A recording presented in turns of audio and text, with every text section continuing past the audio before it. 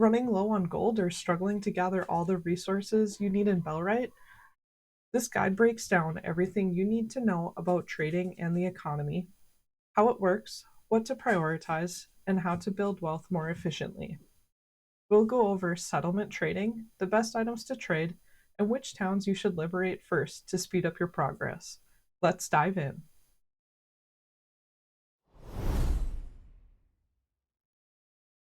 Each settlement in Bellwright has its own set of merchants. You'll find a general merchant, a bookseller, and an innkeeper.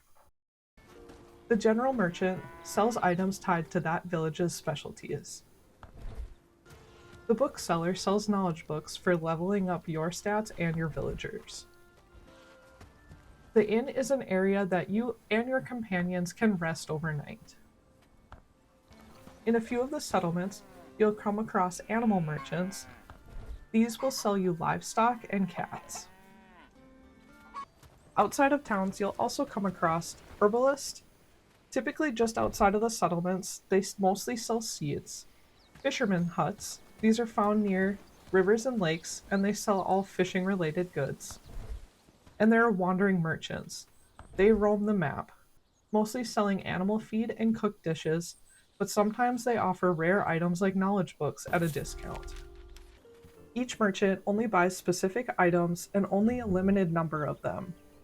This resets every few in-game days. Not only does liberating a town open up the ability to trade, but it also increases the prices that merchants are willing to pay for your goods. Each village has a prosperity level, and the higher that level, the more gold you'll get when you sell items.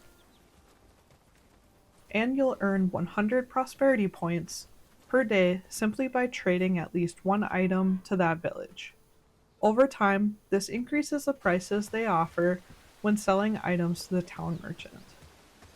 For example, right now in my game, Herndeen has a prosperity level of 4, while Blackridge Pool has a prosperity level of 1. If I try to sell a pitchfork in Herndeen, I get 75 gold, but that same pitchfork only sells for 30 gold in Blackridge Pool. So if you're looking to maximize profit, keep an eye on each town's prosperity level.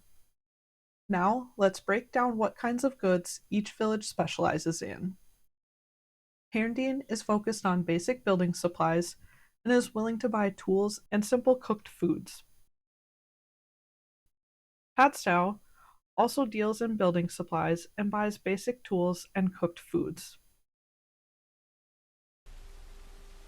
Farnsworth specializes in hardwood and animal products. They'll buy things like hides and pelts. Kashmir trades exotic foods and goods, and they are willing to buy basic farming produce. Blackridge Pool is known to trade food, but you can also sell tools if you need to offload your extra. Bradford trades mostly animal products and will buy animal products from you like hides and pelts.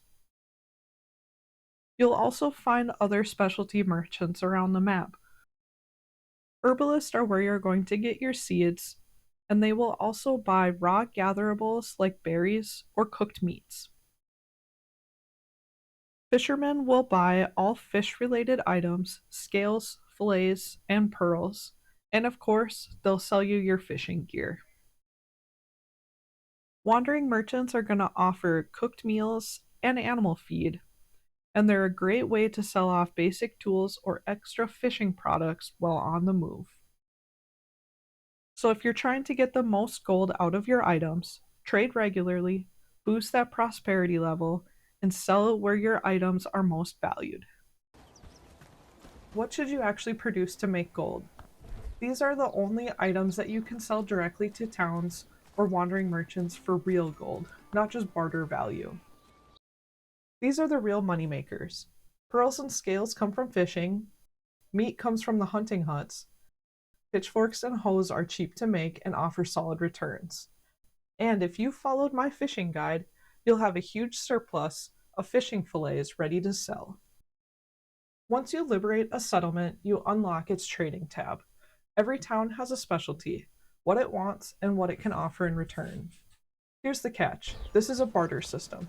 You trade goods for goods. There's no gold payout, and if you overpay, the extra value is just lost. That makes efficiency crucial. Trading the right items and you'll get much more in return. Let's talk about the smartest liberation path based on trading value, not just combat ease. First up is Herndine. Early game staples like rope, beets, onions, bronze ingots, wheat, grain, and straw. You'll use these in tons of basic recipes and upgrades. Next up, you have Padstow. Excellent for early crafting.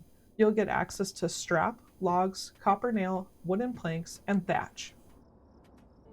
Farnsworth is up next. When you need volume in hunting and crafting goods, you'll get access to resin, hide, raw meats, hardwood logs. This town keeps your crafting tables moving. Next up is Bradford. Now that you're moving into armor and gear, unlock Bradford for leather, fur, feathers, and pelts.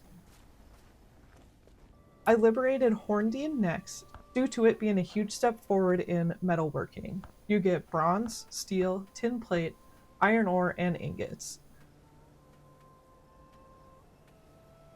Kashmir's up next. This is more of a late game convenience for me to be able to gather more spices, salt, cloudberries, granite, and canvas. These are all things that I could go out and gather, but it's just easier to trade now. And lastly, I have Blackridge Pool. It's mostly food focused. It's great for topping off, but not essential until you're well established. This order unlocks the most useful materials for crafting and trade, helping your economy snowball early. Now let's talk about the barter system. What to produce when you're trading for resources. For my first item that I consider trading are plank shields. With this only costing 8 wood and 2 simple cords, it's easy to make and it trades well. It has a 40 gold value when traded. The rawhide jerkin is my absolute favorite item to trade with. With it only costing 2 pelts, 2 linen, and 1 hide, it is super easy to make, making it easy to mass produce. Once you have your hunting lodge going, you're going to have more than enough resources for this. It's valued at 220 gold. Up next, I have high-end weapons. Weapons such as the fine longsword and war axe sell for a 200 plus gold value, but in most trades this will be an overkill, so save those resources when needed. And finally, trade just what makes sense to you.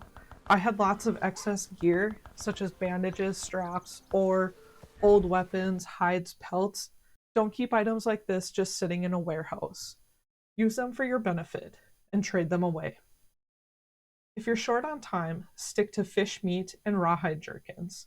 Save advanced gear for when you need to clear out an entire merchant's stock. That wraps up the key systems behind Bellwright's economy. Trading is how you accelerate your crafting, grow your army, and expand your village faster.